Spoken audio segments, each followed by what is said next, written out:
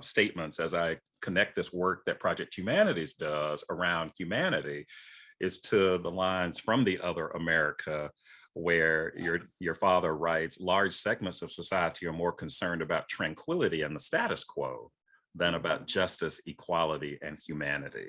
Do you think that that's still true? That large segments are still concerned about tranquility? Oh yeah, I mean, last year, that's what it was about.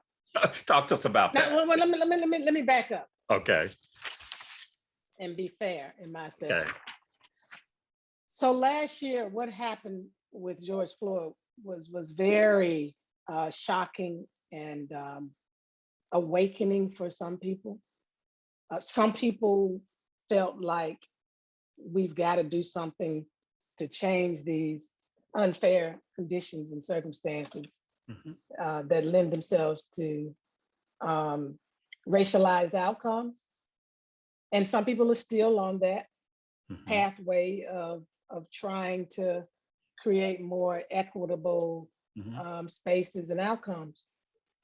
But for a large segment of people, it was like, let me quiet this down. Some people gave out of guilt, but some people really, I believe, were given because this is not comfortable. We want to kind of settle things down and quiet things down so we can go back to our lives, go back to our normal, so to speak. And, my father pointed that out. A lot of the people who were horrified by what happened in Birmingham were not going to be with them when they started talking about the true work of full equality, where now we've got to look at the cost factor, because it didn't cost anything to desegregate, lunch counters. Right. Yeah. It didn't cost anything to give us, the free access to the ballot. But now it's going to cost some things. Some investments financially are going to have to be made. But yeah, most people, when things happen, I see it every time, especially in the business community. It's bad for business. Well, you got turmoil and chaos in the streets of your city.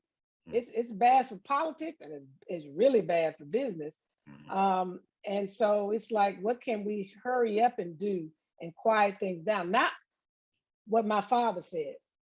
Riots, like examining, why is this happening? Right. Riots is the language of the unheard. What are we not listening to? What are we not addressing and attending to that's causing this kind of behavior and uprising? And even for people who may not be rioting, what are these protesters? What is it that they're really asking for? Let's